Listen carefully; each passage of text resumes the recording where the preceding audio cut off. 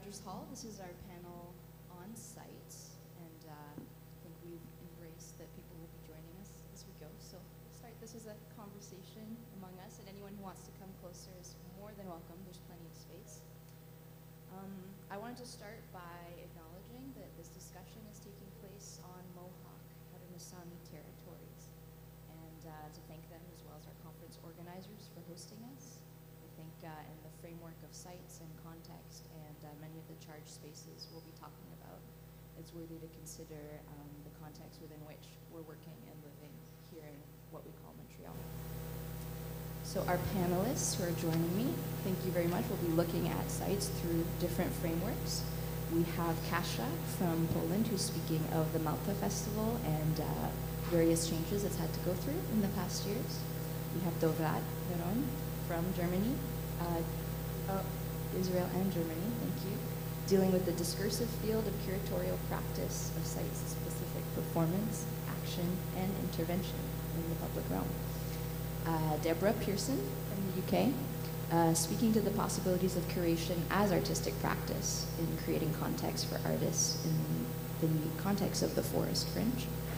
And Chiara Pipino, Italy, from the US, speaking of the Festival Internazionale Valli Cristi, which I was looking forward to saying, site-specific theater creation in and around Genoa.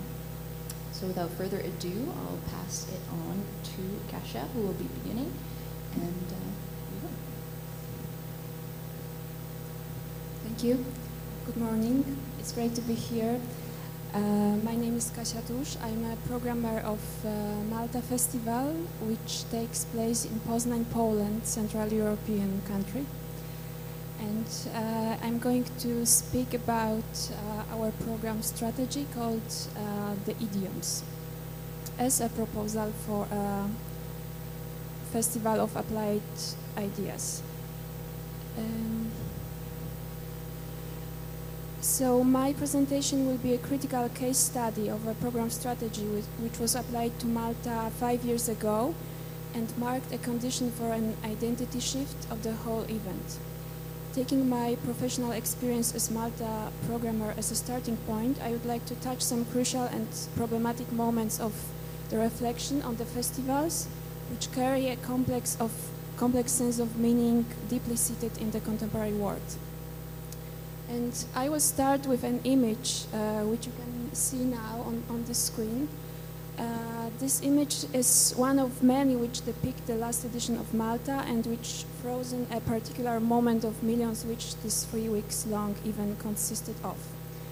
At the first glance, it is just a picture, a random photo documentary of a concert, yet it might evoke many possible interpretations on different levels. I think that this photo might be seen as an image of relation between artists. This is American singer Jesse Evans, and spectators who are taking positions towards her scenic presence. It might be also a grasped moment of sudden, fragile and undefined state of communication.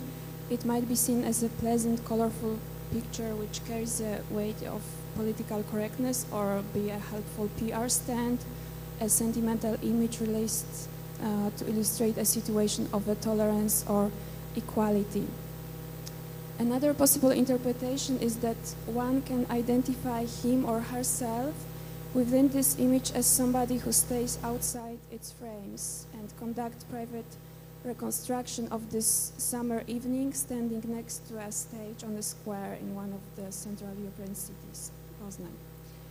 What I want to highlight is that this single, seemingly neutral snapshot presented here out of context is troublesome because it could be at the same time a social advertisement, a tool of aestheticized soft power, a photo montage, or just an individual affective recollection.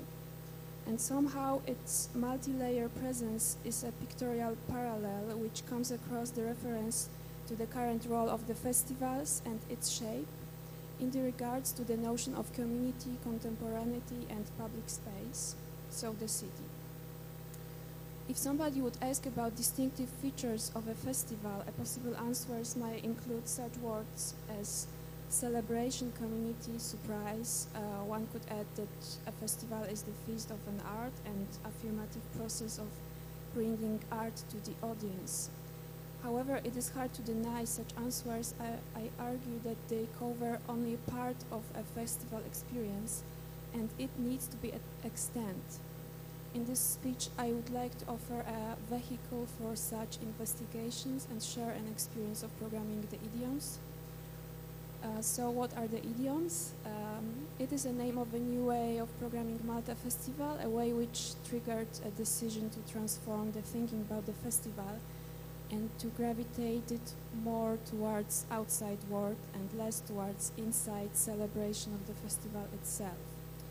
Idioms were born in 2009 within the structure of Malta Festival, which at that time was a festival of performing arts, which an almost 20-year-long tradition. So at the beginning, in 1991, its program were in line with social and political changes occurring in Poland after 1989, after collapsing the communist system and break out the new era of freedom. Malta stemmed from this energy, a common sense of changes, reconstruction of social relationships, democracy, and opening to the world. With time, it has become one of the most important summer cultural events in Poland and a festival of street theaters which gained recognition in Europe as well. After several years, although the development was visible in the growing number of performances and viewers, Malta entered a phase of identity crisis. The reason of such situation was various, but above all caused by losing touch with the outside world. In terms of the programming strategy, at the time quite chaotic and focused on meeting the expectation expressed by the spectators, which were rather hypothetical figures or representatives of authorities than as specific audience members. So, meeting the expectations regarding Malta, a festival identified since its beginning with the city and somehow belonging to everybody. Thus, this situation of the breaking down the sense of self-identity and the justification for further lasting was expressed internally within the festival team after almost 20 years of existing.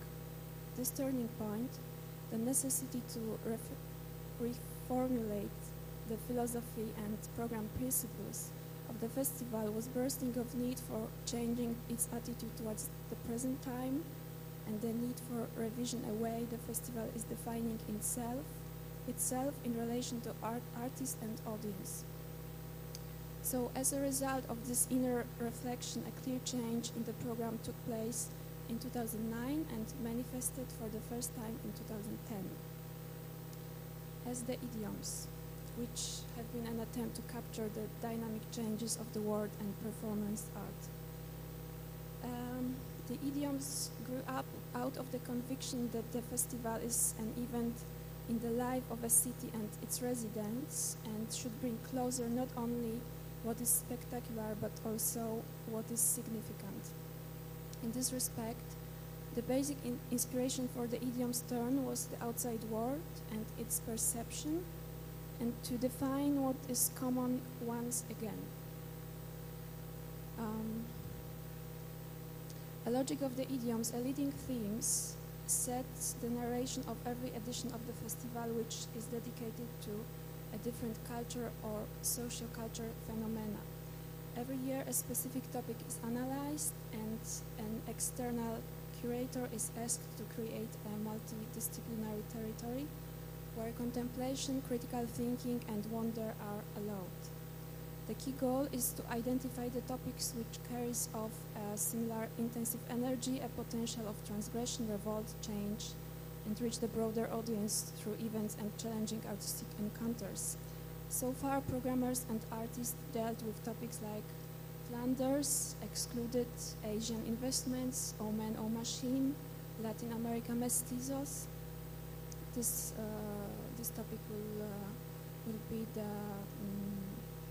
main theme of upcoming edition. And next editions will include such areas like New World Order or the Balkans. The strategy of proposing topics for being elaborated further by a curator is conditioned by searching for new possible ways of defining contemporary condition of theater, suspended between actor-audience society and let them being explored. This issue is very important, especially in the context of the festival, and is based on the assumption that theater from its roots has provided the space for conflict. Agon allows to confront with the unknown, serves as a laboratory for risk encounters, but above all, depends on people and can't last without them, the actors and spectators. However, the idioms, a magnifying glass for a current condition of the world and the present time, set a guideline for the whole festival. Malta is not purely experimental or artistic event. It merges a different kind of projects and artistic languages in order to provide the audience a different modes of access to the meaning. Having a look on the program of last edition of Malta, which idiom part was called O Man, O Machine, and was programmed by Romeo Castellucci, one will find a wide spectrum of projects. For instance, an underground dark performance by Simon Vincenzi, presented in shabby hall of a 19th century abandoned slaughterhouse, or high technology performance by Giselle Vienne, or short dance solo by Mikiko Kawamura, and a spectacular open-air concert by legendary group Kraftwerk. So all together in one program. This extract from a program which consisted of over 100 presentations show a way of understanding the term applying ideas, which I put in the title of my presentation. The idea is to incorporate within the entire structure of the festival, based on the idea of being involved in the contemporary world, such strategies and modes of communication and presentations which allow the audience to get closer to the idea, take part in discussion, even if this involvement might happen in such a different settings, like taking part in a big gig or taking part in a niche philosophical discussion. Okay, short break. So here I should make a step back and add that the term Festival of Applied Ideas is clearly inspired by the idea proposed by Andrzej Wirt, a Polish-origin theater personality who created in 1982 an exceptional place within the structure of the Justus Liebig University in Gießen. He called it Angewandte Theaterwissenschaft, Institute for Applied Theater Studies, following his idea to gather under one umbrella a couple of most important perspectives for making, understanding, and analyzing theater, so drama, media, and inscenization practices.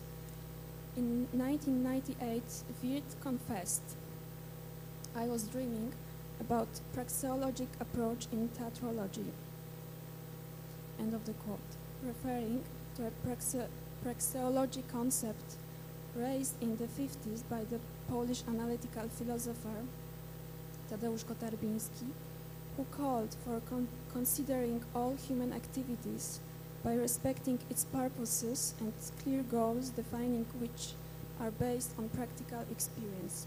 Over 30 years, this institute educated and shaped many artists, including René Polesz, Rimini Protocol, or Gobspot. And today, this school is still one of the most influential in thinking about performing arts.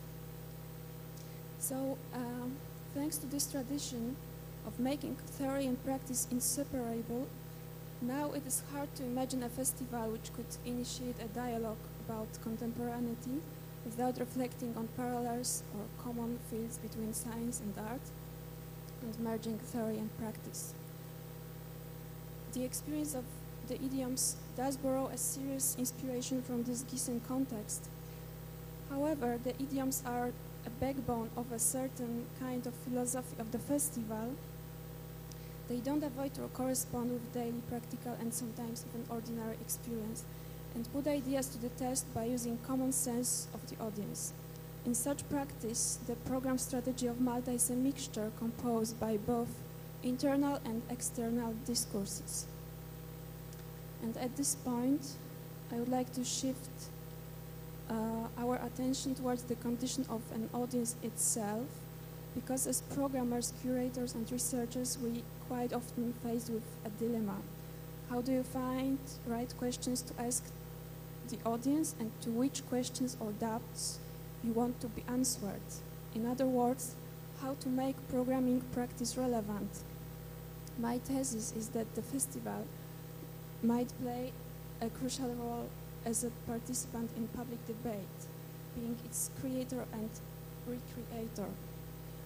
We can take the curatorial responsibility by highlighting social and political context of artistic work and show relevant links which bridge artistic searching with local discourses, also hidden and marginalized, by taking into account the need for defining a model of meeting with spectators and their intellectual and emotional engagement. By analyzing a picture at the beginning of my speech, I wanted to highlight a tricky situation of making a programmation.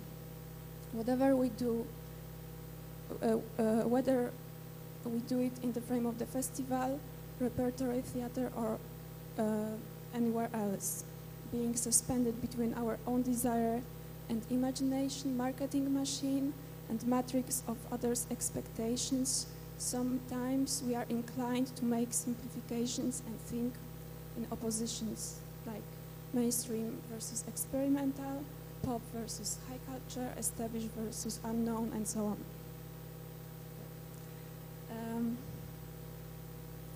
So, how we could define the convincing program strategy, and why do we do what we do? My answer is simple and might sound even naive. We are consistent and able to establish an honest relationship with the outside world, the community of spectators, as long as we are not focused on our own uniqueness and don't treat ourselves as a product, although we are all elements of the logic of commodity flow. Thus, I argue that the only way to keeping the festival a true living structure, reactive and watchful towards contemporaneity, is to guard our own subjectivity and resist towards transforming ourselves into product, brand, or fortress which isolate itself, staying in only one context of so-called successful event. Therefore, I would like to propose to make a revision of our dictionaries and include into it some words of different origins, such as mode of being, spectatorship, affective encounter, risk, subjectivity, dream, failure, love, dread, immersion, or trust. Festival has a paradoxical identity. It's idiosyncratic, individual, somehow beyond time and space, but on the other hand, serve as a very fragile sensor of current zeitgeist. The notion of time is visible, yet in a basic word identifying the festival, it is always an event. So the festival lives its own life, but festival lives its own life, but so that it has a continuation or not, and consequences or not. It might leave a trace in one's mind, feed one's soul or not.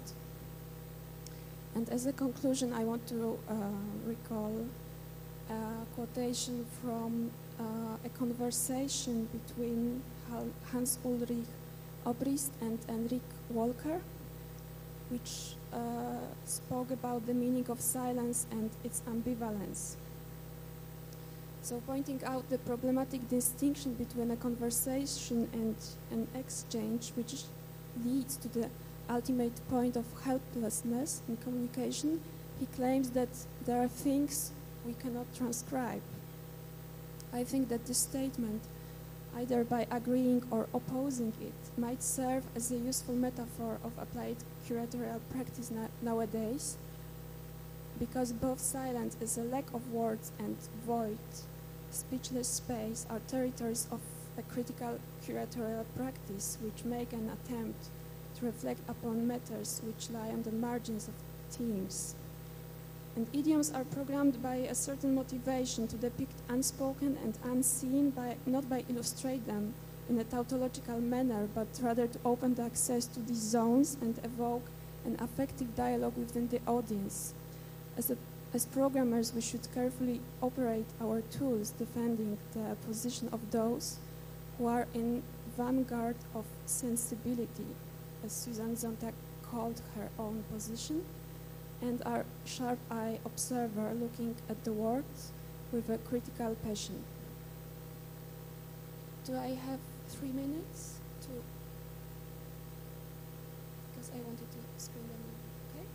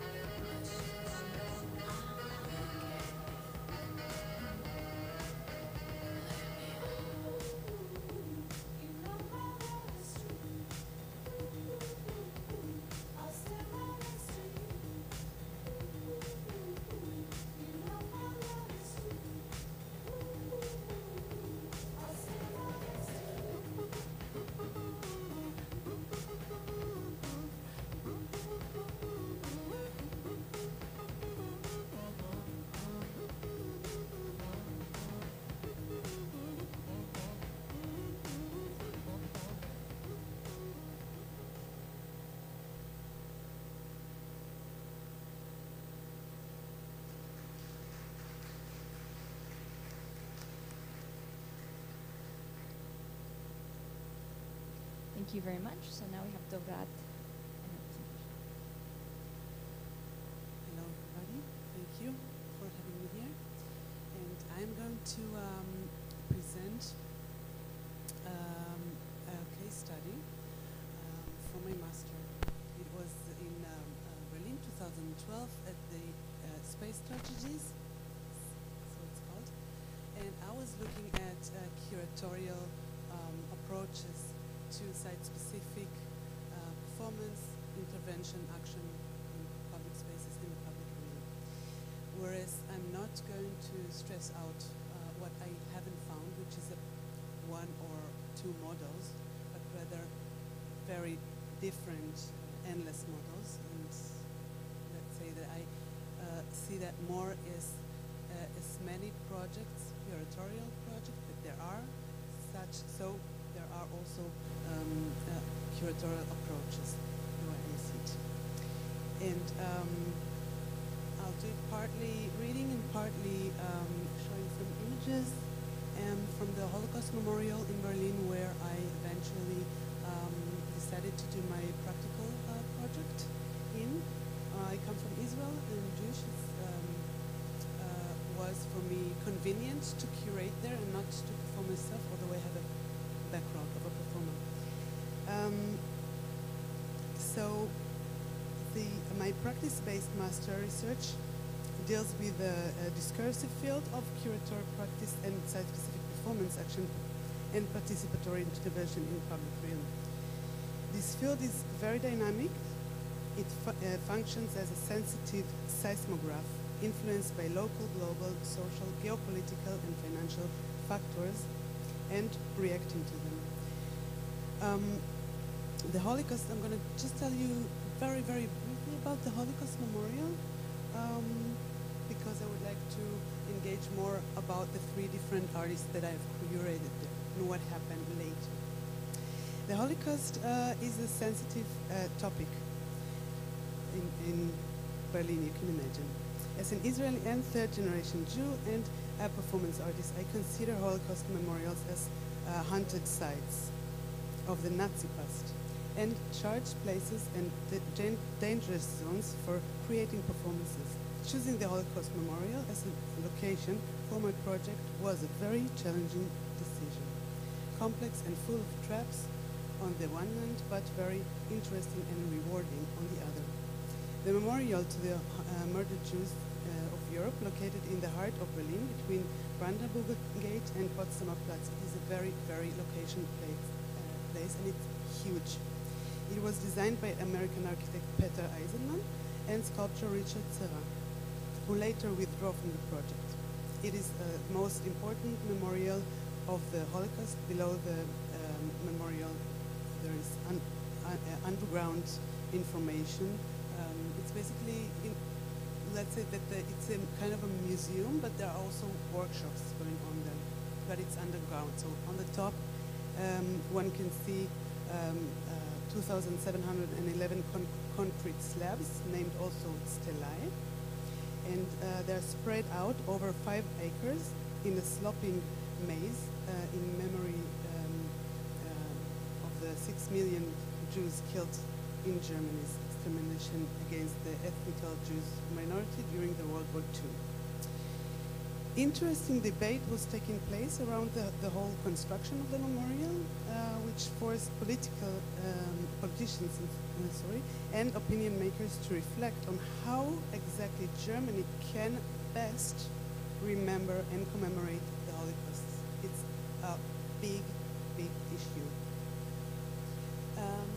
It's also important to mention, I don't know how many people here were there physically, that the ground is uneven. It's like wavy, so if you enter inside, you very, very easily kind of get lost and have the feeling that the kind of floor is taking under your feet. It's a very strange feeling. The Holocaust Memorial is a public space built on a private area, belongs to the German government and managed by the Holocaust Memorial Foundation. This makes it one of many in-between public-private spaces. Art projects of any kind are forbidden, and the request for permits to take photos, film, video material, perform there, act there, intervene there, is just forbidden. And there is no way whatsoever to somehow negotiate. I mean, it's a rule, it's a policy, and that's the way it is. When I started my project there, I didn't know that. It seemed to be a public space, and I knew that there might be a problem with some, maybe, projects curated there, but it is an area that is public, open to the public, and is paid also by taxpayers.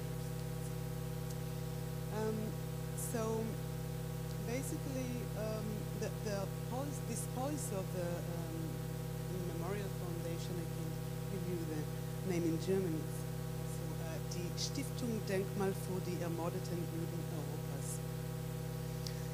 Due to this very strict position, I have applied the hit and run curatorial, let's say, approach, which, as you can imagine, is the same way as it sounds. It's just come, do, and run for your life or something like that.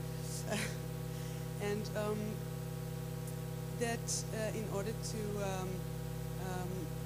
kind of not get into this endless writing letters and getting again and again refusals, just to come, do, and go and see what happens.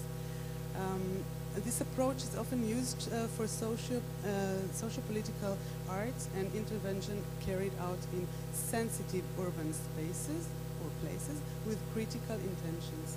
One of the main criticisms against the memorial is that it does not invite to any discourse whatsoever. Its cold grammar does not promote action to arise on the culture of memory, but I don't believe that this what Eisenman really intended to do. I actually personally believe that he didn't want any kind of interpretation being done there, and I respected this very much.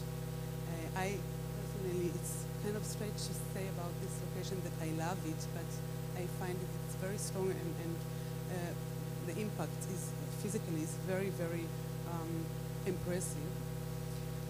I do have a problem though with having this site as the national place to commemorate the Holocaust,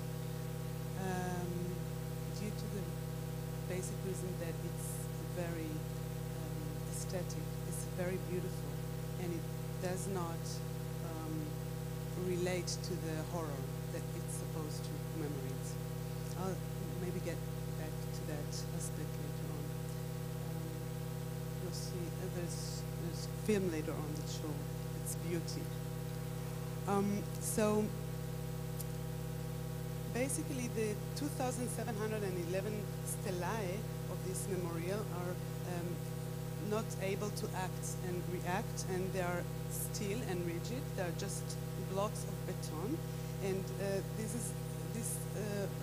effect is what, and also the passage between them is so narrow that one cannot go in a group. You have to go solely alone, and this is exactly what Eisenman intended to do, to create irritation by using the tilted stalea and different heights, sloping ground, and give the people the feeling that they enter a maze and do not realize that the inclined ground, and then all of a sudden they find themselves all alone in this middle of this labyrinth. Yes, so I would like to go now and present the project that I've curated there.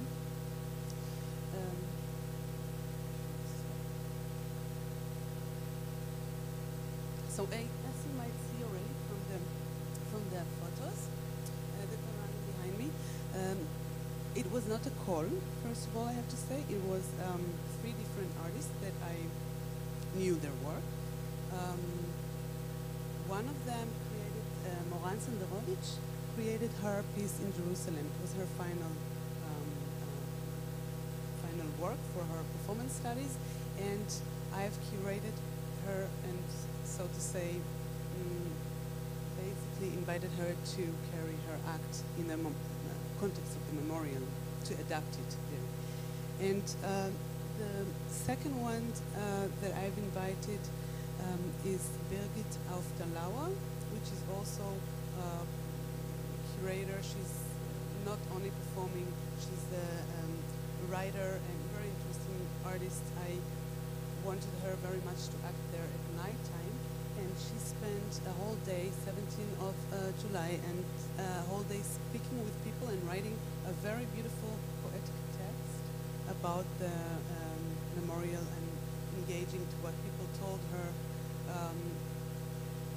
it was important for me to have someone acting there at nighttime. And then Valeria, that you won't see her here, she was working with Mike Kerner. She observed this aspect of guards being there constantly 24 hours a day and asking the question, what are the rules? Or how one should behave in such a space, in such a place? What would be the proper body position? Is it allowed to sit on the stela or not? Is it basically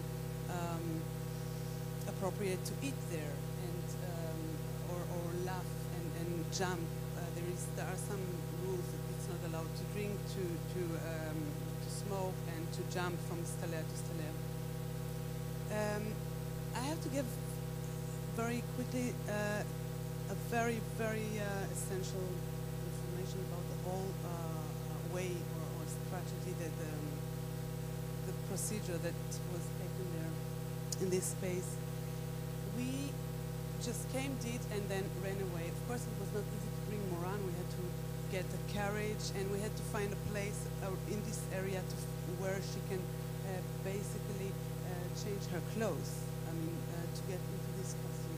It was clear for me from the beginning that she would be the most problematic one because she attracts attention, and whereas Mike Kerner he looks like any other guard. He's engaged with conversation, and Birgit, we did it nighttime. And first, we have decided we're going to do kind of just come and do to see how it works, in order to see, at the day of the master that we can do it, because then the examiners come, and I had to know that it works. We took them video, and we were there invited with this project to the month of performance art Berlin. It's festival in May, which today I'm part of the collaborators, co-curators of this festival, but first, that was a big issue. Because the whole operation was illegal, and this hit and run thing, just to come to do and to go, have proved itself very well, because, we had loads of problems with Moran, and I'm gonna show it just in a couple of seconds.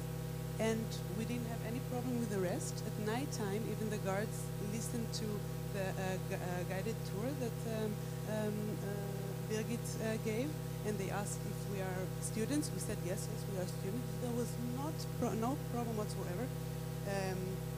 She's just giving it a tour. It's very poetic, different aspects of the architecture, but it was not a problem. We do had a problem when I've decided I want to do my presentation at the Info Center, and I didn't tell them that I was shooting the video illegally, and it's different departments. So at the end of the day, of course, they discovered, and just a week before, they've announced that they found out that I was doing this project illegally, and I'm not allowed, of course, to present my master there. It was kind of a provocative for me to expect. Yeah, I knew it was all illegal, but nevertheless, I wanted to present my master at the end of the day there in the Info Center, to go back to, let's say, the mouth of the fish, lion, let's say. And then another big question was, what's the time to give the information to the program? And then I had to decide, do I write in the program that at this date we are going to do this something, yes, no, and then, if it's illegal, it is illegal. At the end of the day, I would like to go now to show the video a little bit, because it really gives the impression of what happened there. I would like to say that even the Securitas, it's the company of guards that work there, they just had to do their work. It was not that they were the bad guys, and we were the right ones to do what we wanted to do. The conclusion that I had at the end is that I do think that the commemoration of the Holocaust should be done in a maybe different way than just 2,711 slabs of concrete. Nevertheless, I think it is quite, I mean, I expect the idea of not having any kind of extra interpretation, because maybe then you'll have, huge puppets of McDonald's dancing there one day, but or other promotional preachers. But I do think that such a place, for me, it's very problematic to have such a place as the national memorial place for the Holocaust. I would like just to move to the film and then maybe draw the just last kind of anecdote about bringing such a project back into gallery spaces, what we had to do later on to present the project, and then having the documentation material, photos and video, standing as basically evidence against, could have used as evidence against us if they wanted, if the Holocaust Foundation wanted to sue us or something like that. And also the operation of taking people with me through this whole action to trust me that everything's going to be all right, nobody's going to be arrested.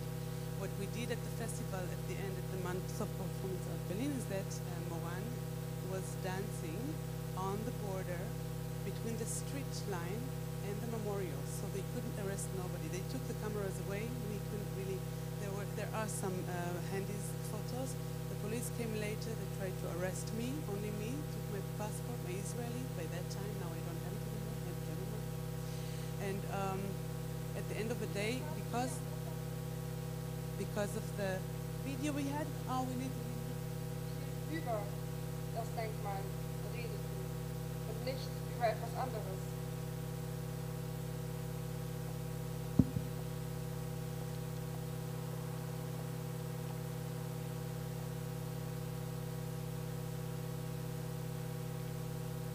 Hier an dieser Stelle hat eine Gruppe von BMX-Fahrern aus den USA das Gelände betreten und abgeschätzt, wie viel Anfahrt und Sprung man brauchen würde, um von dort einen Sprung auf diese Stele und von dieser Stele einen Sprung auf das Geländer des Impfungszentrums zu machen und von dort aus runterzuspringen.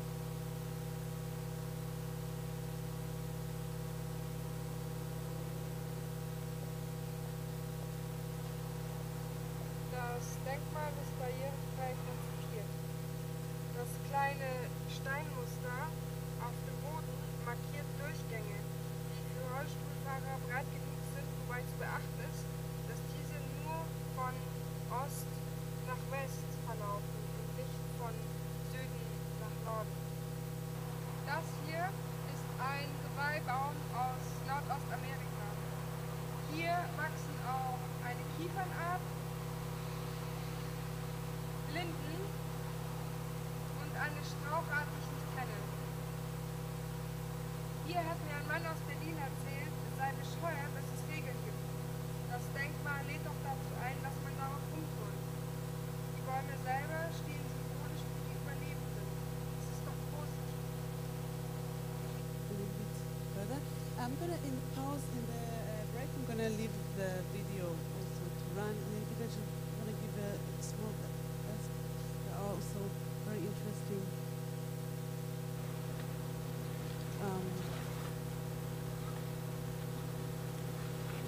comments from the people that came there, which I haven't got to talk about.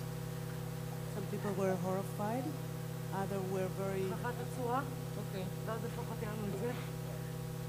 excited and very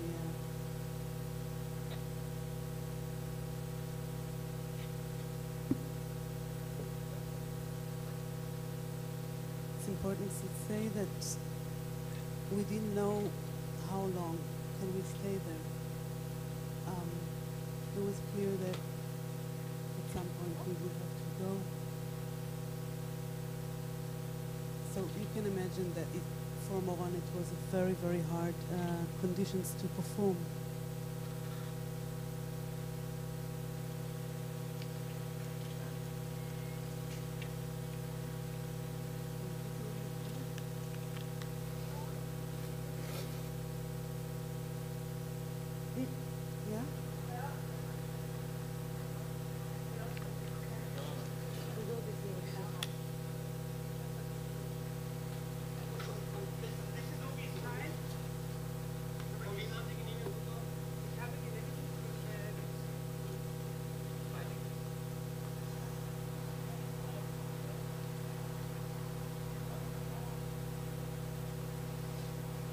the idea was just to confront this very, very strict Betonat stelae with something very sensual and very... And as I said, they just did their work. Okay.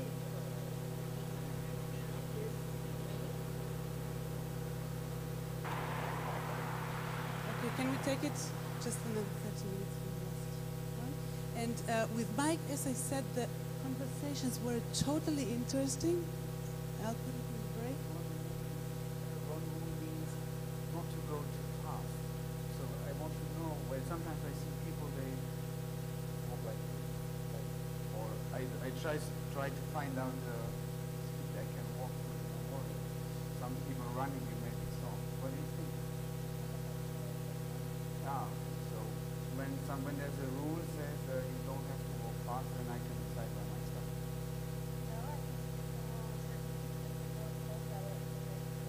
Could you show me how fast I can walk maximum? Like running or? I can do whatever I want. Okay. So then maybe I follow you a little bit to see what is the speed maybe. We have to finish here. So, as I mentioned, there was no other way to work there. There were no permits, and I had to find my way how to work there. The film is going to play in the break, and there are some photos there from the exhibition that took place. Thank you very much.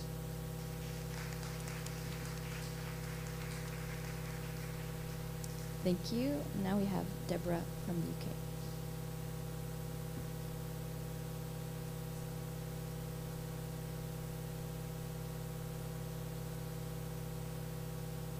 Hello.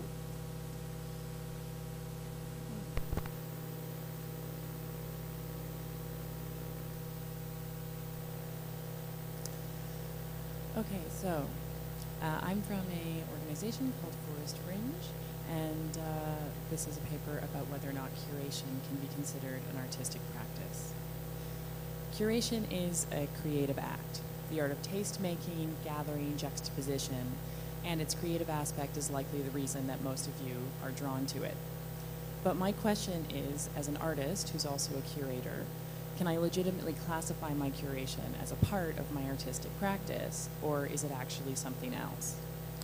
The German curator and dramaturg Florian Malzacker describes curators as among the professions that are rather close to art, but not artistic themselves, not directly artistic themselves. But the question for me of whether or not curation can be considered artistic is perhaps less a question of creativity and more a question of power and vulnerability. I will be exploring this topic through my own practice as an artist who is also co-director of Forest Fringe. These are my co-curators, Andy Field and Ira Brand, who are also artists themselves. Forest Fringe is an organization in the UK run by myself and these two other artists. Our most high-profile and long-standing activity is a performance space during the Edinburgh Festival in August. Outside of our work at the Edinburgh Festival, we tour curatorial projects that feature artists we've worked with, and we tour our own work, usually in the form of micro-festivals to venues and festivals, both nationally and internationally. We've been to Austin, Tokyo, Glasgow, Dublin, Bangkok, Vancouver, and others. The year that we didn't have a space in Edinburgh in 2012, because the charity who we worked with had lost their space as a result of the economic crisis, we responded by making a book of DIY performance scores called Paper Stages, which invited artists to create performance pieces that could exist solely on the page. And audience members in Edinburgh could only get one of these books by volunteering an hour of their time to a local Edinburgh charity. For several years, we also gathered audio pieces by artists into a traveling sounds library. This was a portable library containing books that contained MP3 players, which allowed our artists to tour their work without having to leave their homes. Our curatorial projects are basically as diverse and responsive as a work of an artist. They're developed similarly to an artist's response to a commission. A venue or somewhere with resources gives us a commission for a curatorial project, and we dream around the resources and the context that's on offer. But myself, Andy, and Ira also often show our own work as part of Forest Fringe, which I think feels both problematic and natural, depending on how you look at it. This is one of Ira's shows. This is me doing the Future show, and that's one of Andy's shows. So, to understand Forest Fringe as an idea, as Foucault says, we probably have to be there at the birth of the idea, the bursting outward of its force, the struggles carried on around the idea. In 2006, I lived in Edinburgh, and while I lived there, I volunteered at a vegetarian cooperative arts cafe called The Forest, located very centrally in Edinburgh on Bristow Place. This is The Forest. The Forest had an amazing studio space above their cafe, which you can sort of see, those are where the church windows are, which until we took residence had been basically entirely empty over the course of the Edinburgh Festival, a festival where usually any public space is somehow occupied with commercial activity. Ryan Van Winkle, who was chairman of the board for the Forest Cafe, had an idea of having a fringe festival venue for the Forest, but one that would not align with the commercial aims of the Edinburgh Festival. Forest Cafe was a free event space. It was written into their manifesto, and so he decided that the venue should be free, both for artists to perform at, because in Edinburgh, artists actually have to pay to perform, and for audience members to buy tickets. Edinburgh Fringe venues are also numbered and heavily branded, and Ryan maintained that the Forest venue would not have a number, it would not have a purple cow or any other associated Edinburgh Fringe Festival branding. The Forest Cafe Fringe venue would act as a kind of counterpoint to the commercialism of the official Fringe. It would not be part of the Fringe Guide, it would not charge for tickets, and as Forest Cafe was staffed cooperatively by volunteers, our Fringe venue would be similarly staffed by the artists who we were working with. Ushering, cleaning, box office, to this day is all done by the artists who we work with. As I was someone who worked in theater and volunteered in the cafe, Ryan asked me to program the first year. In 2008, Andy Field, who was a friend and an artist who I programmed the previous year, asked if I wanted to have a co-director, and I readily agreed because the first year was incredibly hard work with very little reward. Andy was working as a press officer at Battersea Arts Centre in London at the time, and he'd also worked in PR, and he arranged some support from the Battersea Arts Centre for 2008 in exchange for an office space throughout August at the Forest Cafe. I think I have some more pictures of Forest Cafe here. That's the upstairs space.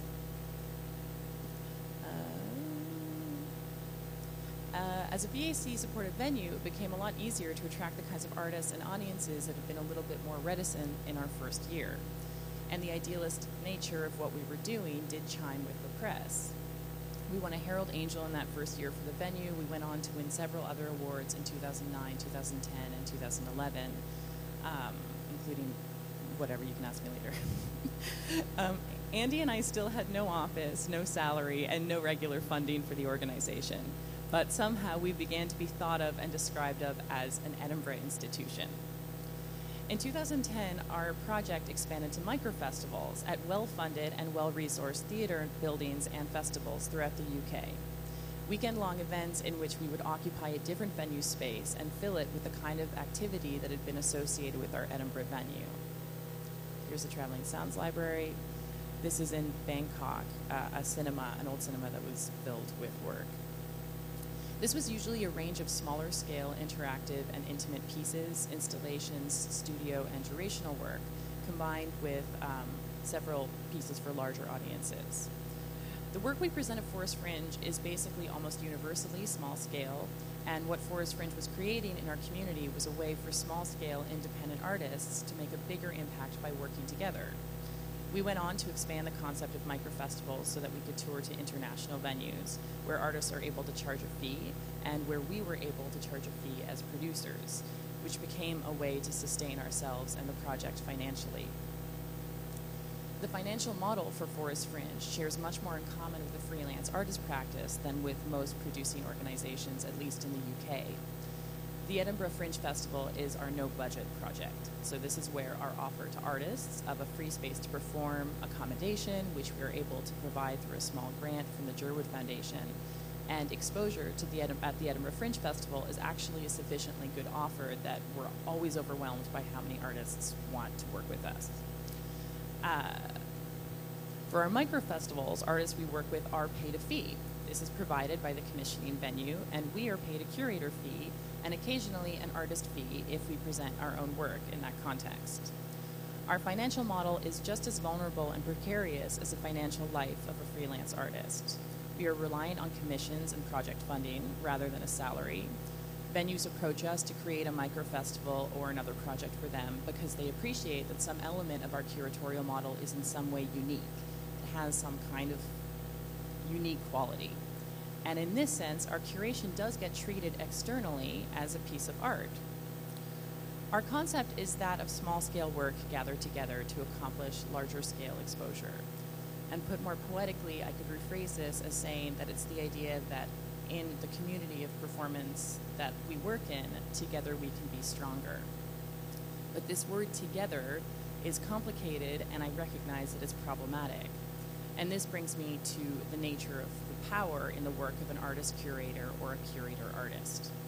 As artists with our own practice, we show our work as a part of the Forest Fringe program.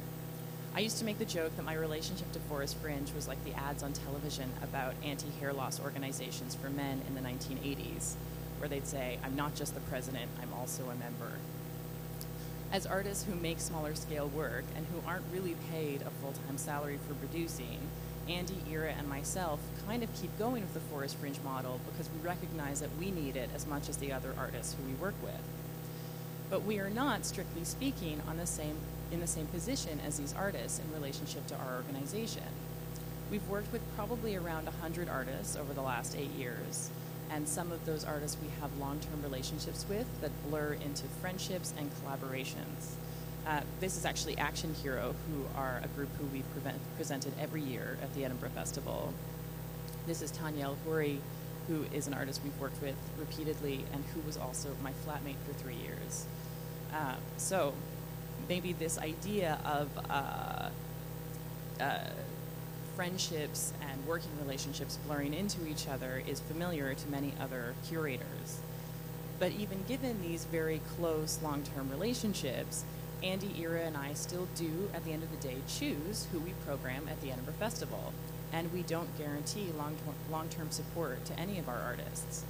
We often talk about wanting to share ownership of our venue with our artists, but that list of artists changes, and the process of selecting who makes it into our program is essentially up to us, and it creates a power dynamic that separates us as curators from all of the artists who don't happen to be us. We want Forest Fringe to be a home for artists, but I could make a very uncomfortable comparison and say that as much as we love to share, myself, Andy, and Ira are the owners of that home. We are hospitable to our temporary flatmates and guests, and it's necessary to work with them, but at the end of the day, the lease is in our name. I recently had the opportunity to view something very like the artist-curator dynamic of Forest Fringe from the side of an artist. I was invited to participate in a project in Bergen, Norway, that was not unlike the work that we do and have done at Forest Fringe. It was by visual artist Vlatka Horvat, who was working with Volts, which is a venue-less venue in Bergen run by an individual named Marie Nerland, who, to the best of my knowledge, also works without an office.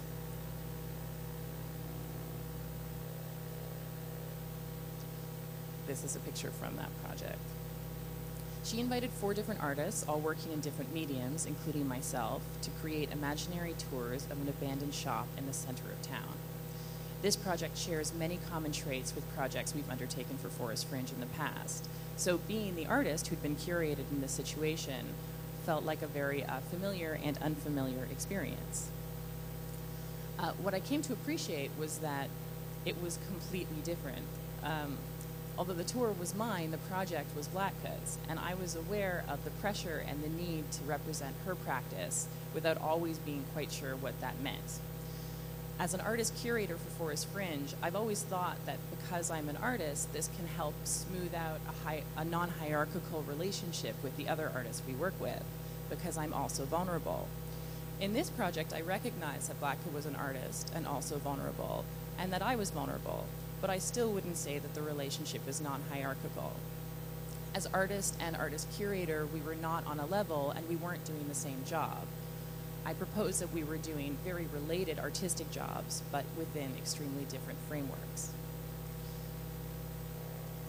As a final point, the experience of curating Forest Fringe has undoubtedly bled into my aesthetic as an artist. I've developed a lot of my work for the unusual context of Forest Fringe, which is essentially as lo-fi and flexible as possible. A low-tech but high-concept aesthetic has become kind of the rule for most of the work I've made from then on, and part of me wonders if this is just because it's easier to produce. As Forest Fringe have also never asked audience members to pay for tickets, I also find that money or commercial concerns never enter into my thinking about work, often to the frustration of whoever is working with me. One piece I made for Theatre Passe Muraille in Toronto was for 6 audience members at a time and featured a cast of 6 professional dancers, 1 dancer for every audience member. Artists work with what is available to them, and in my case, it has consistently been low-tech coupled with no concern for commercial ticket sales. Had Forest Fringe's Edinburgh Festival home been located in a wood shop, maybe I would have taken up carpentry. I find that a central preoccupation in my work as an artist is also vulnerability, a quality I often do but probably shouldn't show as co-director of Forest Fringe. Because of all the things I do, Forest Fringe is probably the most precarious, the most vulnerable, and the most idealistic. It's balanced on the collective will of myself, Andy, and Ira to keep it going. Forest Fringe is an artist-led organization. In our composition, pay structure, and work model, we work as artists. And yet, in a Forest Fringe project, we are not in the same position as the artists whose work we support. We take their feedback seriously. There is no stronger together without respecting the fundamentals of a community. But this is a community that at its core really consists of us 3 co-directors and whoever we are able to work with at the time. And perhaps it's important to be honest about that. What is interesting is not whether or not our curation could be considered art, because I've always been wedded to defining words, especially a word like art, loosely and according to its context. I think I'm more interested in the fact that I feel anxiety sometimes around calling it art. And this is as much to do with how much time we spend administrating, because it frequently doesn't feel like art. But then again, when I'm trying to rewrite copy or negotiate a contract for one of my solo projects, neither does my solo practice. But it's also to do with an uneasiness around power and control, around the idea of artists being employed by, or chosen by, or led by us, and the desire to respect the autonomy of those artists and the pieces that they present with us. I've also always disliked the idea that when I can present my work as an artist in a Forest Fringe context, that my work could be viewed or responded to differently than the other artists because of my role within our organization. This might be inevitable, but there is some sort of idealistic element of me that allows myself to work with this, because I do believe that the experience of watching a performance itself is a great leveler. Once the lights go down, or up, or off, or remain switched on, the piece of art should speak for itself, and my work will succeed or fail by the same rules as the work I've curated. But whether or not I created or curated the work, I am still vulnerable. And for me, risk and vulnerability are core to my artistic practice. Thanks.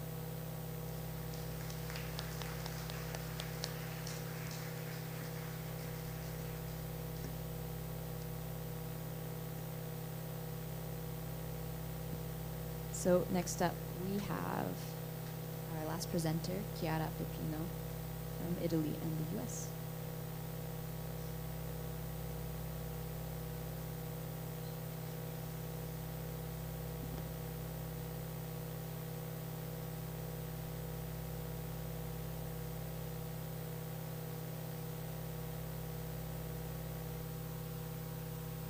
Hello everybody, thank you for having me today. And today I will speak about the festival I have initiated and still direct in Italy. It's called the Valle Cristi International Theatre Festival. Yes. Hopefully, yes. Okay. So, the Italian territory is famous for being rich in archaeological remains, a richness that we Italians take for granted. This heritage somehow bothers us at times, particularly when new constructions need to be stopped because a Roman domus has been uncovered or some Etruscan tombs have been found. Usually, the remains get to be documented and covered back again, since there is no money to restore or to give them the treatment they would require to successfully survive the exposure to their contemporary environment. Besides, there are too many open archaeological and historical sites already to be taken care of, and very little funds to do it. In September 2002, I came across the remains of Valle Cristi as part of an academic project of the University of Genova School of Architecture. The project focused on discovering hidden and forgotten architectural gems in the territory, monuments or buildings that carried history and made a significant difference in the social and urban patterns of society some time long ago. Our goal was to find some of them and try to bring them back to life and to the attention of the community. Valle Cristi was a medieval monastery built in 1206 in the countryside just outside the seaside town of Rapallo near Genova. Because of its geomorphological characteristic, the state of Liguria has many archaeological treasures to be discovered. As in the past, it was mainly inhabited in the Apennine Mountains, inland and far from the sea, since the sea brought pirates and troubles. When modern times moved the people closer to the shore, most inland settlements and monuments were completely abandoned, and since the road system did not reach these abandoned areas, civilizations, quote unquote, did not reach them. When we found Valle Cristi, it was deserted in a complete state of abandon, even though the site was technically open to the public. Tall grass covered most of what used to be the main nave, and other vegetation had made its way through the walls of the building. Although it was a very sad view, it was sublime.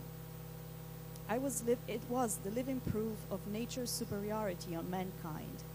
Even when we try to force it into different shape or try to overwhelm it by superimposing on it a massive brick stone building, nature always wins its space back and leaves us powerless. Standing there, I felt like I had stepped back into the 18th century, when artists and scholars from all over Europe started rediscovering the classic remains, and I was standing right in front of a scenario Piranesi would draw. Valle Cristi immediately seemed to be the perfect match for our search, since it was indeed an interesting monument, although in ruins.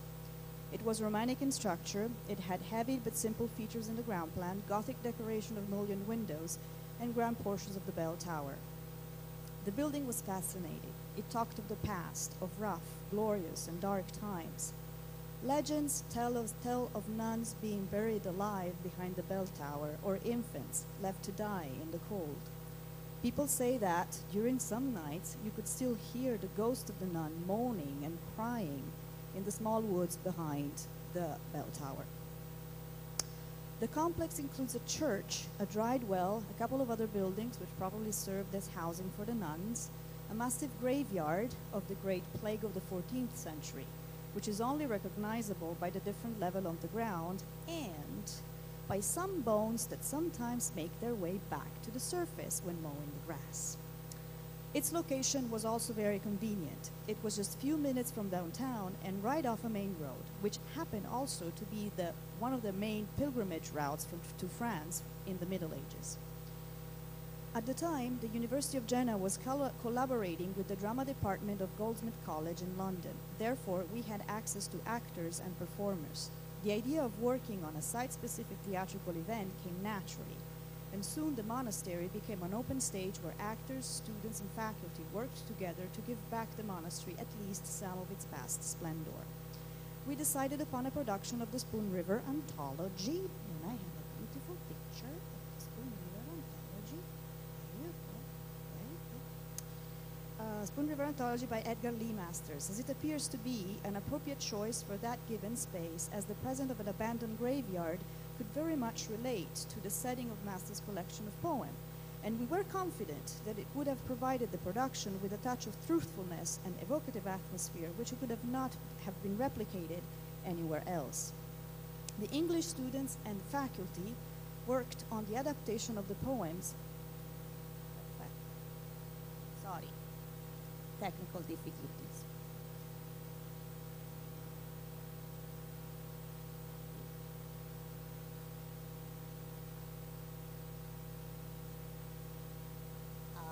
help? Hey! Hi.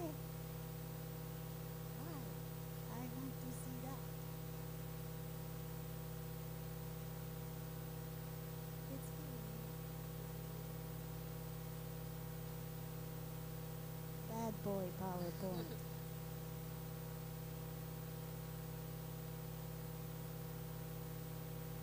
I mean, this is the nun that is trying to tell me something from Valle Christi. Thank you. I'm sorry. I appreciate everything. I'm gonna continue. Aria, whatever. Okay. Doesn't want to do anything. He doesn't like it. The English students and faculty worked on the adaptation of the poems into a play, while the Italians focused on the design elements. Love you very much. On the design elements, the promotion and marketing. Although we could not embark a proper restoration project since that would have cost too much money and time, we needed to make the entire location safe for the audience and for us working there as well. After cleaning the remains, we worked on stabilizing some of the walls. We had the municipal security committee come and supervise the building to give us the green line as to where people would allow to be staying, sitting, or pass. It was hard work. The production included some actors from the acting school of the Teatro Stabile di Genova, which is the Italian National Theater. Therefore, some of the acting was in English and some of it was in Italian. The rehearsal process was exciting, tiring, and fruitful. It was one of the hottest summer in a long time. Working all day under the sun was brutal, especially for the fair-skinned British. Working all together, actors, designers, and scholars allowed us to come to a greater owning of the place, of its meaning, and of its potential. We all felt that responsibility of telling the one story that would combine the decadent beauty of the literary work with the enchanting reality of the stones. The entire site needed a voice to speak its aura and allow people back into its fascinating past. We wanted the audience to experience that feeling of following the story and the actors in a journey throughout the monastery. We wanted the community to welcome back the monument into their social scenarios, which was also, as mentioned before, part of our academic project. The show opened on July 29th, 2003, and ran for 3 nights. I survived. I'm not sure. The audience was guided from one scene to the other by a master of ceremony, a spooky undertaker with a tall hat. The community loved it. We were not expecting such crowds of people to come see the show, and we were generally surprised to find out that they were mostly locals who had heard about the monastery but had actually never been there before. Since the production was well received by the community, the mayor of the town of Rapallo asked the university to make the quote-unquote festival a recurrent summer event and promised to help with management and financing. Yeah, they did. The city council was hoping to diversify their summer touristic offerings and possibly gain some visibility on the national cultural scene, like other cities famous for their site-specific cultural events such as Borgo Verezzi, Spoleto, Syracuse, and Taormina. The University of Genova promised support, but could not completely take over the festival, so they asked me if I was interested in doing it, since I had functioned as the artistic coordinator and event. I was young, I had a lot of ideals, and I was stupid, so I accepted. Now I'm less young, I still have ideals, and yes, I'm still stupid. Doesn't change much. The City Council of Rapallo helped me navigate the complex laws and regulations dealing with archaeological remains and national endowment. If I were to operate the site as the location of the festival, it was necessary for me to have unique access to it, at least for the summertime. The mayor agreed on allowing me to apply to, quote-unquote, adopt a monument, which is an Italian municipal decree that relieves the city council from ordinary maintenance of the monument and functions as a bailment. However, I had to create a non-profit organization, which I did, the Associazione Culturale Valle Christi, since the decree did not allow individuals to adopt monuments and run them for their own personal profit, of course.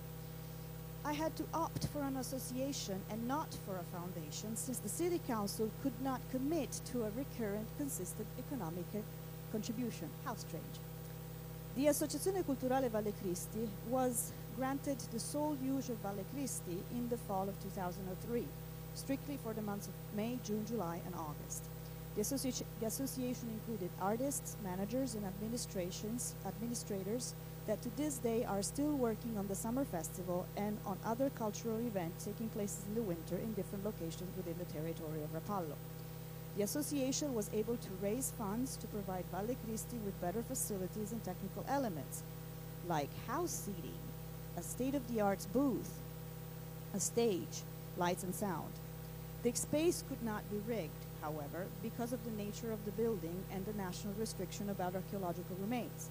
So all the technical elements like lights and sound needed to be accommodated by the side of the stage on stands or on the ground or at the back of the house seating.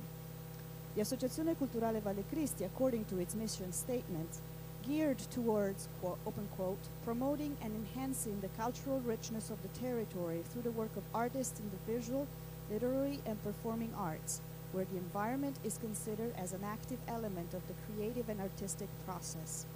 Original work adaptation, classic, and acclaimed material will be supported as long as it relates and complements the physical environment in which it will be showcased, end quote. As the president of the association and the artistic director of the festival since 2003, I have seen the Festival Internazionale Valle Cristi grow immensely as one of the very few site-specific summer festivals in Italy that included international artists and original production. During all these years, we have been producing classic pieces along with contemporary theater and musical reviews. Our creative process always starts from the environment and the architectural scenario providing a backdrop to our stage. Following the example of the Spoon River Anthology, we produced, and let's see if it works now, we produced the Old Possum Book of Practical Cats in 2004. The space was conceived as a thrust, with the audience sitting in the main nave and the actor utilizing the front of the side of the stage. The great attention was devoted to costumes and masks, as we wanted the actors to work with the playfulness of the cat without losing the humanity of the characters depicted by Elliot. During the rehearsal process, the actors were also able to familiarize with some feral cats of the area, which resulted in a show featuring real cats as guest stars. Most of these cats ended up being adopted by cast members or audience members. Originally, the festival only produced two shows and hosted 2 touring events of artists. Particular attention was devoted to experimental theater, which shows combining different styles and genres. Emerging artists were invited in order to showcase their new work. Yet, we cared about reaching out to the theatrical national community in order to provide the festival with special guests and major events. We hoped in that way to eventually attract wider audiences who would then appreciate the location and the program, which would then lead them to come back to see less well-known artists. In the last 6 years, the festival started having 6 to 8 shows on its calendar, with 1 or 2 productions running approximately between mid-July to mid-August to coincide with the peak touristic season in Rapallo. Dario Fo presented his masterpiece, Mistero Buffo, in July 2006 and thoroughly enjoyed giving Pope Boniface VIII a grand entrance on the stage by the side apsis. Giorgio Albertazzi became Dante Alighieri and staged his reading of the Divine Comedy as he walked in and out of the space through the bushes and by the well, and with the audience almost surrounding him in an arena configuration. In 2008, the festival produced a one-woman show based on Clytemnestra, Agamemnon's wife, starring Elisabetta Pozzi. The script was adapted from Aeschylus' Agamemnon, O'Neill's Morning Becomes Electra, Hofmannsthal's Electra, and Ursinar's Fires. Therefore, it was a combination of classic Greek text and contemporary poetic writing. During the rehearsal process, the actress focused on combining the dramatic beats with different physical environments and location.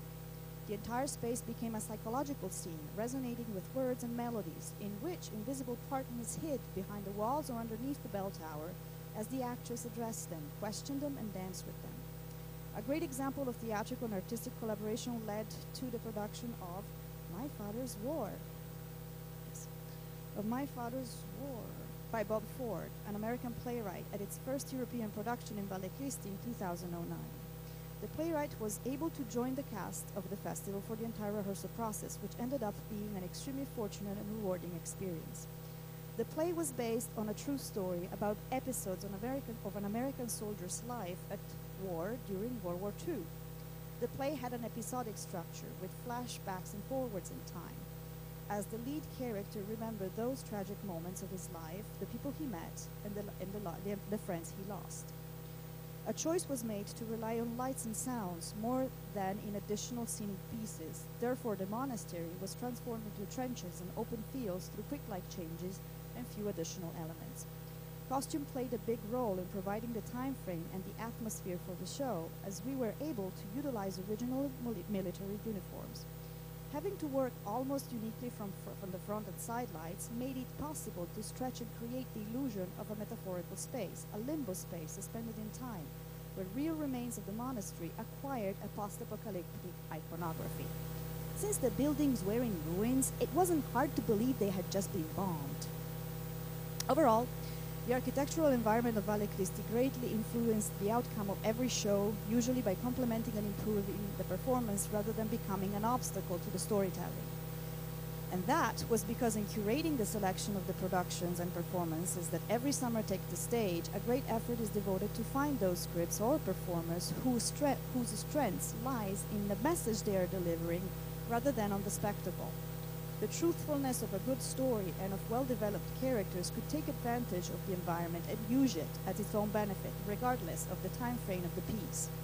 And if it's true that you lose the magic box, the theater, where creating the illusion and helping the audience suspend their disbelief is facilitated by technology and by the characteristic of the building itself, it is also true that those shows that really embrace the site-specific nature, site-specific theater philosophy transform the real environment into a magic box for the audience in no time and with very little technical support.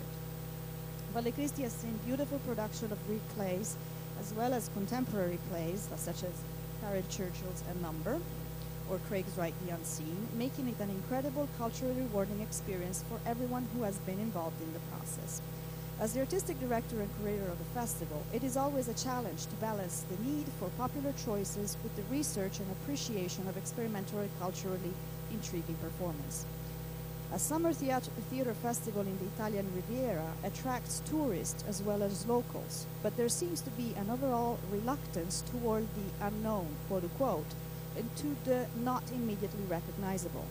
It is mandatory for theater to have an audience, and not just for an economical point of view. If nobody wants to come to see the show, there is no need for the actors to be on stage, and donors and institutional supporters will back out and leave you penniless. Therefore, it has been our choice to define a through line, a theme for our season. That has allowed us to combine different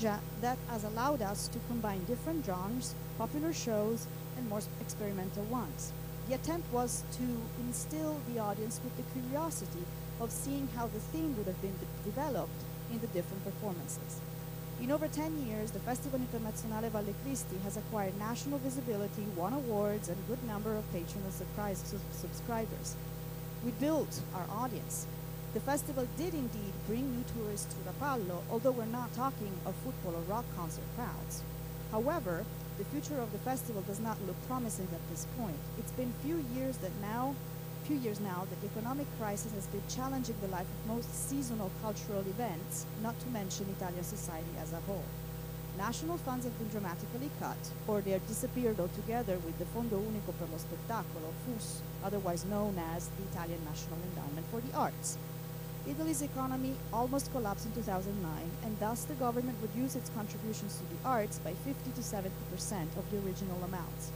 The Italian government even shut down the ETI with a national decree on 2010.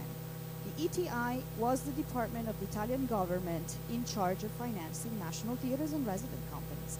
As a result, local governments and sponsors had to intervene to support them, which implied they're cutting almost all contributions to smaller theater companies and cultural events. Summer theater festivals suffer and are still suffering, especially since their artistic process usually requires them to have some certainty about the available funds for the upcoming season by January or February. In the past, local governments were able to disclose their contribution by then. But now the situation has changed. Most municipalities tend to provide their minimal contribution as a form of reimbursement at the end of the year, scraping the barrels of the budgets originally belonging to departments other than culture, such as education or tourism, since they would rather use the budget for culture for some more institutional or popular events, such as rock concerts. This ended up being very inconvenient for most festivals because that implied that either they had to anticipate the money through bank loans or they had to negotiate later payments with artists, companies, and services. Both these scenarios were far from being ideal, and many festivals could not pursue their programming. The Festival Internazionale Valle Cristi has been surviving thanks to the contribution of the city of Rapallo for the amount of 12,000 euros, sponsor and private donors. As the city council cut their contribution in half in 2011, sponsors have also started diminishing. The community is still being very supportive and passionate about the work, but that alone would not unfortunately make a significant difference in our budget.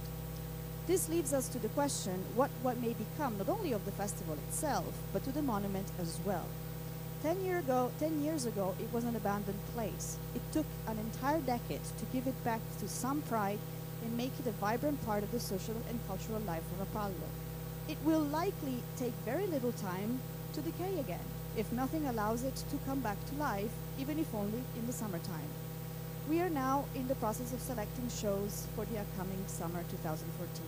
Some contracts have been already signed and dates marked down on the calendar. We're also focusing on a new challenge, which is to associate the festival with educational programs, which will bring scholars and students for a week of an intense theater training. The idea is to open the festival to the international community of artists and practitioners even more, so that we would be able to widen our visibility and aim for new audiences and maybe new funding opportunities. I have this is a couple of images from the festivals and our programs. We try to keep the same cover image so that people would recognize it. And some other shows that we've done, 12th Night, we've done all the way. Thank you very much for your time.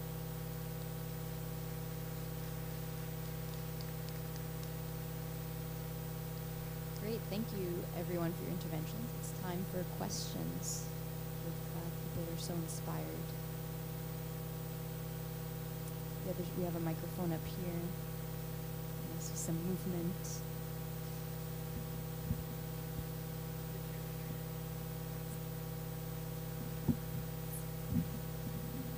It's tricky. Yeah, get it down there.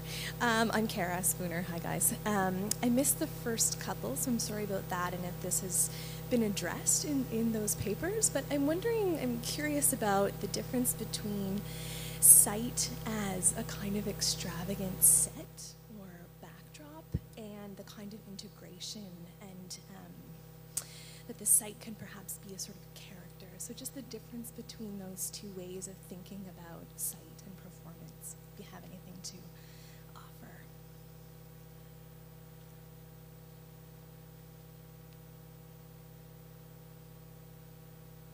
For us, it's been our goal to make sure that the environment is incorporated or somewhat related to in the performances. And the sensibility of the actors and of the performance in general, or the performers, have utilized it in a different way. When we produce, we start from, we literally start from the location. And you wouldn't imagine how easy it is to be inspired by it. I directed the 12th Night and I directed the Tempest there, and it's just looked amazing. There was no need for stage design, which is handy because I didn't have to do it and buy it. But it was also incredible because that amazing scenario was there. It's three-dimensional. I got sued because you cannot sit on the remains or walk in the remains. I don't care. Sue me, fine. My actor's ass was sitting on the walls, and apparently that weighs more than 100 tons. She was so offended. But we do relate to that. When we have incoming up-and-coming artists with their own production, they usually take a day to not only to do their tech and whatever, but really most of the times they come saying, oh, okay. They go say, wow, and they go, oh. So they usually take a day to really fully explore the potential of the space and to use it in their pieces. Most of the time they've completely restaged their pieces in one day just to take advantage of the space. We did itinerary performances in the space, again, illegally, because we were not supposed to do that. And every time somebody falls, and because it's not an even surface and it's not an even ground, I pray all the gods, because it's my responsibility if somebody gets hurt. And of course I have doctors in the house, my father. You have to pay him. But our interest is the space. And that speaks volumes, especially performing arts, not only theater, but I've seen dancers, I've seen mimes really recreating their work. I actually had a mime who came to do the show once, and then he asked me if he could come me for a week in the morning just to feel the space and create something else based on the space.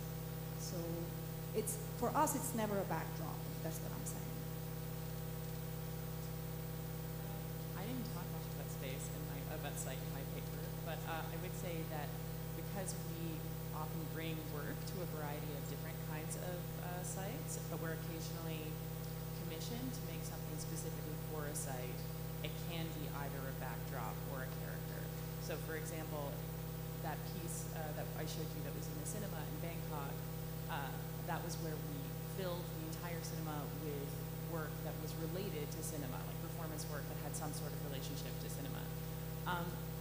I would say that, actually that's kind of, even though maybe it's an interesting project, I would say that that is actually more of a backdrop. The cinema is a backdrop. But we also made a piece called the 0 Hour Bus Tours, which were pieces that were bus tours, or that were audio tours to be listened to on the number 11 night bus between like 11 p.m. and 3 a.m. And there was performance that would happen on the night bus. And in that case, I would say it's a character.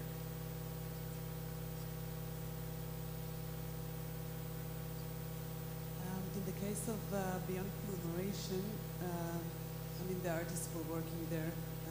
Moran just adopted her piece, but Valeria and Mike is by the way German, Valeria is from Argentina, I don't know if I mentioned it, and Birgit Afterlauer.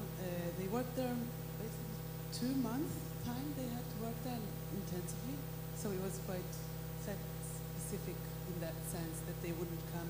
Sometimes I'm inviting people, performers from abroad, and they won't have that time, unfortunately. So they have 1 week to be site-specific. That's restricting. But I can't say this in other pieces. Well, this is a very unique piece. I had a piece where we were commissioned in Sturmereien Festival in Zurich with the untranslatable words, and the concept was to walk along the Limmat. It was about the Limmat River, so we walked from the offspring 10 days trekking to the mouth of the river, and we collected untranslatable words on the way. We had no clue where we're going to sleep, what people we're going to meet. It was beautiful scenery, but it was totally, we were immersed. We had the maps, but it was quite an adventure in that sense. And each and every, I work intensively in public space. This is why I wrote about it, and each case is for its own different story.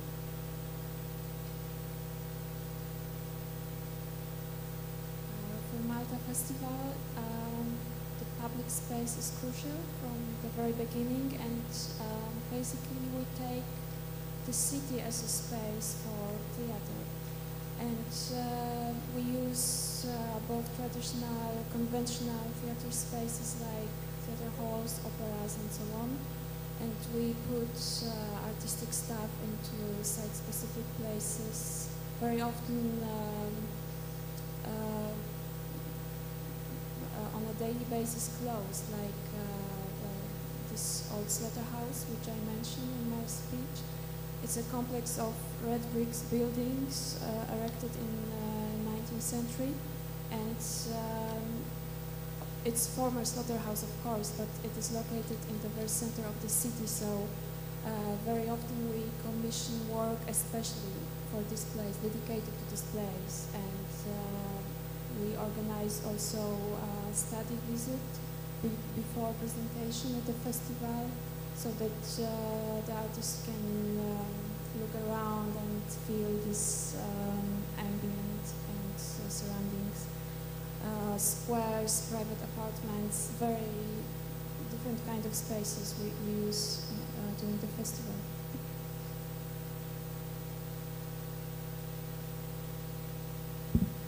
Hi, this is maybe a question more for Dovra. But I think you were mentioning towards the end of your presentation that after these works were presented in that site-specific context, that you did a presentation of the works in a gallery afterwards. And I'm wondering if you can talk about this a little bit, because it's something that I question a lot, the value of doing this, or not necessarily what changes, but yeah, I mean, because our company also produces site-specific works, and I see people try to move work from site into either theater or into gallery context, and I'm just questioning that right now, so maybe you could talk a little bit about that. Very problematic. Very, very problematic. First of all, I did that because it was, as I said, part of my master's, and I was kind of expected to do so, and actually I thought it can be, we had also a round table and stuff. I was expecting also somebody from the foundation to come, because I was sure they would know about it. I hanged the emails that they sent me, warning me that they're gonna send police, and I got some very, very fierce emails from them. Nevertheless, they didn't come. It also took me ages to find the right place. It was in the OKK in Wedding. It's called Organic Kritische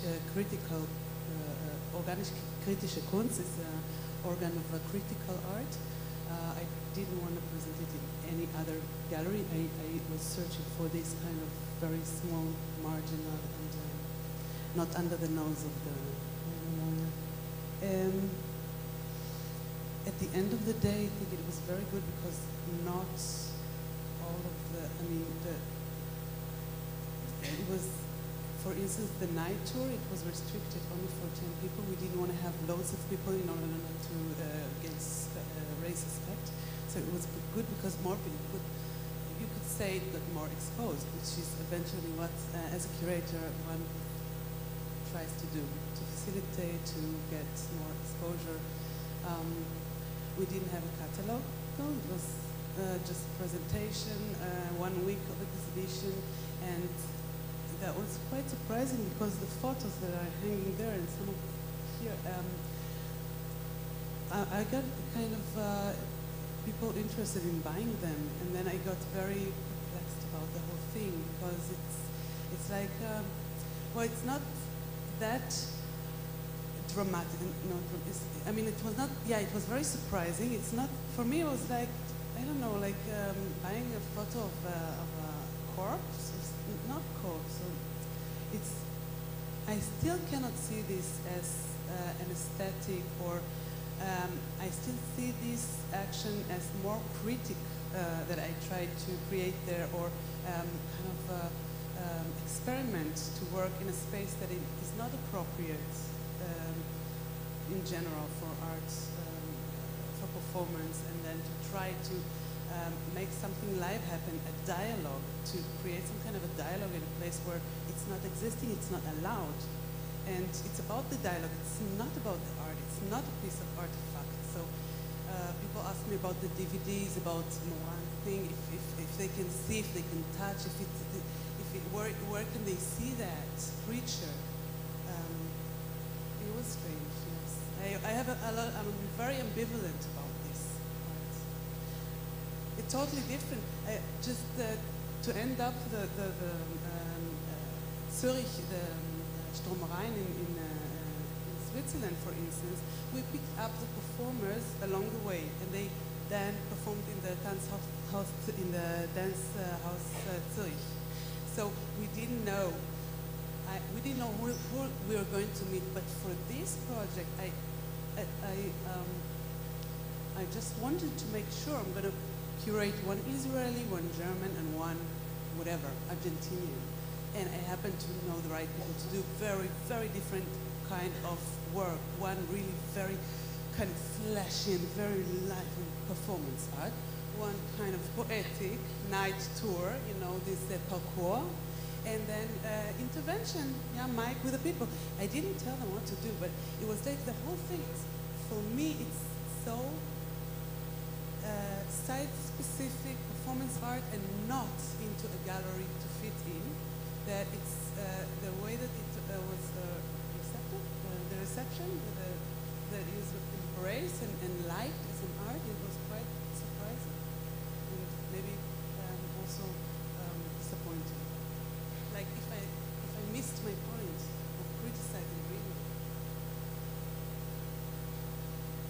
Actually wanted, even though the question was Berto, but I wanted to, I made my first solo piece was in a video store that I used to work in Edinburgh. And so people would come, and it was only for 13 audience members at the time, who would see me perform this piece about time, essentially in a place where I used to work. And I decided then I wanted to tour the piece. And what was frustrating was like nobody had thought about booking it because they were seeing it in this video store that didn't seem, and the video store doesn't exist anymore, as most video stores don't. So I actually turned it into a studio piece, and I think I was able to keep the general gist of it, but every now and again someone will say, and I think people still enjoy it, but I guess it's fundamentally a different piece now. I mean, that's the end result, I guess. But the reason I asked the question is just because sometimes I feel like we move these pieces into, I don't think this is in the context of what you guys are doing, but that sometimes we move these pieces into the theater, or we move these pieces into the gallery or museum space as a means of justification of value. Like that these site-specific works are interesting and have interesting context, but to give them kind of higher value, that we move them into the theater or into the gallery sometimes, and that's why I was kind of posing the question just to think about. I wonder if it's not just value, but also being able to make money off of them, because often, like if you have a show at the Edinburgh Festival, for example, and we do everything for free, then touring is the only way to recoup costs later on. And I'm thinking that probably the case is the same for many of your artists. But yeah, value and money are obviously best friends. We still have time for another question.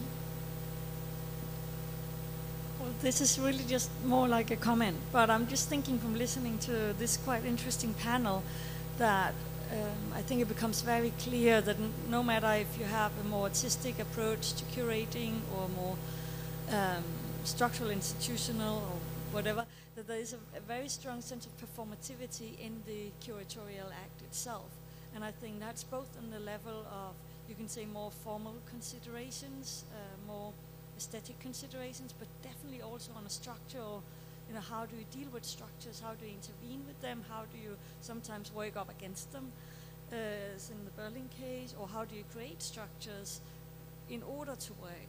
And I think that performativity and the whole sort of spectrum between aesthetic considerations and artistic aims and the more political and ethical and perhaps socially orientated towards the community, etc., that you create there's a lot of meaning and a lot of sort of reality being produced. I think it's interesting to look at that as a performative act in itself, perhaps in the sort of post-structuralist understanding of the performative.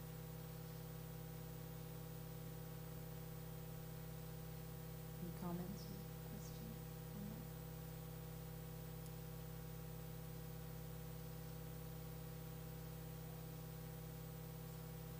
Did you say you knew from the beginning that it was forbidden to do stuff in the... You didn't? Stuff, I like it. Well, everything you described was like, yeah, you described so many things that couldn't be done there that it's like anything almost. Did you know, or did you find out when you actually were going to do it? When you conceptualized the piece, did you know, or the performances, did you know? I wrote first a letter and asked to present my master's thesis in the information center, down in this info center where you can see all the really like hardcore photos and stuff. And up there when it's all very, made up kind of a very, very aesthetic and almost sexy, not sexy, but very beautiful, very aesthetic memorial, it's beautiful, you have to admit it is. And I thought I want to present my master's there, and as soon as I have this permission, everything would be okay. And then I thought I'll just show them, because I didn't want to ask.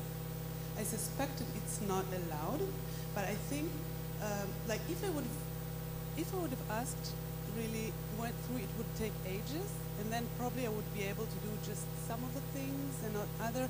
And then I kind of tried to go behind and ask someone that I knew that used to work there, and he said it's no. .com. I mean, it's just no. No stuff. Yes, it's a no-go situation thing. Dingsbums in German, and then I've decided I'm not going to ask further. I had this permission, and of course it was immediately, I got an email after the first action that they know that I intend also to do this in the Month of Performance Art Festival, and then I got to the point that I wanted to do it anyhow because I want to, not to provoke, but just to claim the space for a dialogue, and this is it. So because that was actually my question was, how did the word get resignified once it became an illegal act in a way? I wanted you to comment on that. Yes, well, it was illegal in the first time, it was illegal in the second time in the performance. As I mentioned, Moran danced on the scribe that is on the pavement, so she had the whole scenery of the Holocaust Memorial behind her. She was practically there, but they were not allowed to do nothing, and they brought the police, the municipal, the police, and they tried, they wanted to take me with them, only me, and then we managed to show them with this photos from like handy cellular phone that she was basically dancing on this scribe, and then they left. But it was a little bit, yeah. They took all the material, cards, and just took with them. They wanted to see that we erased everything. I think if they really wanted to make an issue and to arrest, they could have done it. But maybe it was, just this crazy girl from Israel.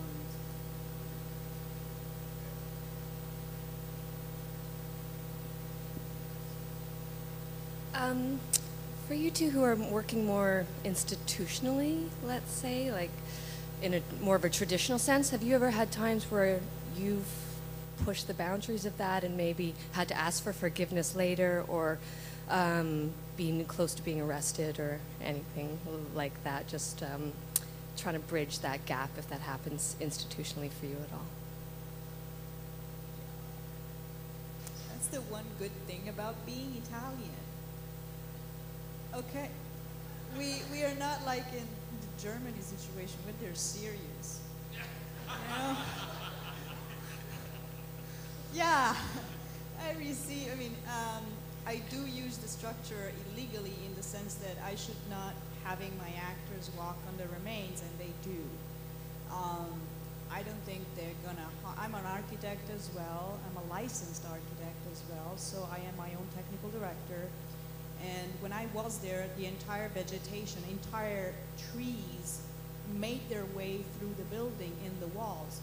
So that's pretty destructurating. So I don't think that is, why don't you sue Mother Nature, but you sue my actor's ass? I don't get it. So there's that. The one time I really had, so I never asked for permission, I asked for forgiveness. And I played dumb. I'm really good at play dumb.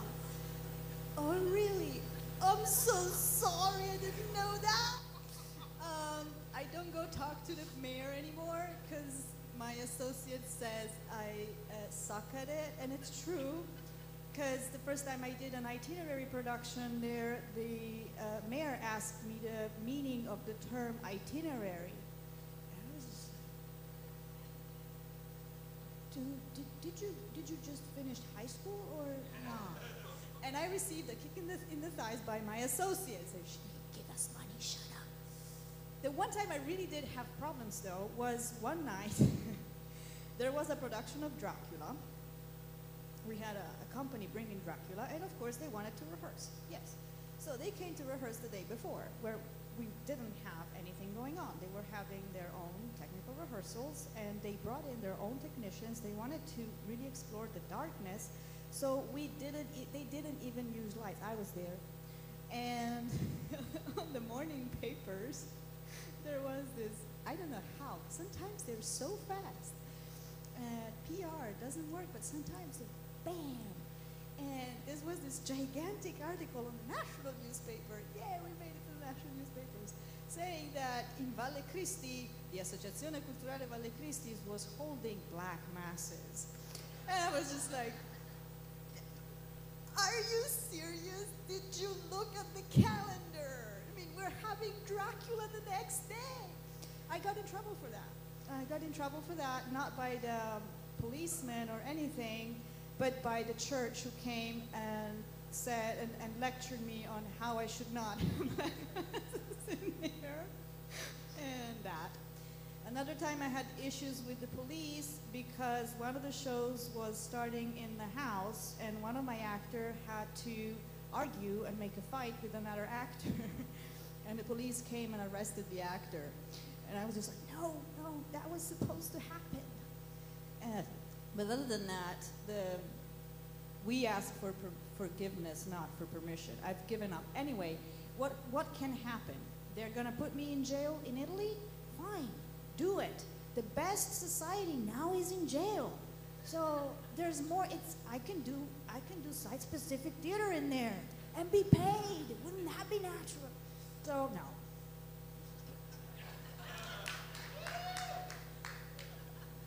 So I think we don't have such experiences breaking a law, well, for me, of course, many times there were some scandals because of naked actors on the street, but it's quite regular situation within the festival. But what is interesting for me is that as a festival we have a kind of privileged situation to push the boundaries of discourses. It is very interesting and challenging. So, for instance, now, 2 months before upcoming edition of Malta, I'm wondering which projects in the program might increase tough debate or might help to raise problematic questions within festival audience, and this is what is most interesting for me as a programmer. And a festival is, in this sense, a kind of exterritorial space also. I mean, to touch such issues which normally cannot be discussed and experienced. Do you have the time? J'ai le temps? I think so, but someone can check when the session ends for me. I lost track of time. But let's go with the Ça va? Je vais la poser en français. Ma question, en fait, était liée particulièrement à Dovrat. I don't know if I say your name well. Adressée. Et j'ai pris juste la dernière partie, donc j'ai pas entendu ça. Mais la question que j'avais était en quoi le commissariat pour le site spécifique est différent du commissariat pour les œuvres en galerie, par exemple. Parce qu'elle a dit quelque chose tout à l'heure qui disait je ne suis pas intéressée juste à l'objet là, comme tel de l'art. Donc, j'aurais aimé qu'elle développe un petit peu là-dessus, en quoi c'est différent.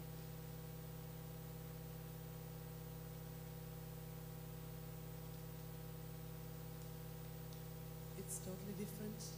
It's very different if I'm commissioned to work in public space, and I have all the administration organized for me. I don't know if how many of you are aware, but the license, the paperwork is enormous. Sometimes it's very, very expensive, and it takes ages. You have to sometimes really plan 3 years in advance in some places in Asia, for instance, in Korea. Where else? It took a long time. Well, in Israel as well, very expensive. I mean, it's not just a thing. It's not just. In that case, it was not a curatorial choice. It was forced to do the hit and run project. In other cases, I'll do stop here. It has to be and can be organized in advance, and can be really also rehearsed and everything. But it has to. It's very expensive, and it has to be planned in advance. And then. So, and then, there was a question, how is it in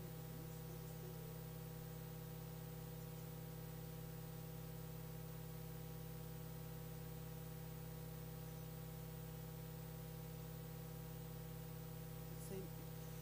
I don't usually do that. I mean, it's not necessary. If it's if it's a festival, then there would be, let's say, a catalog.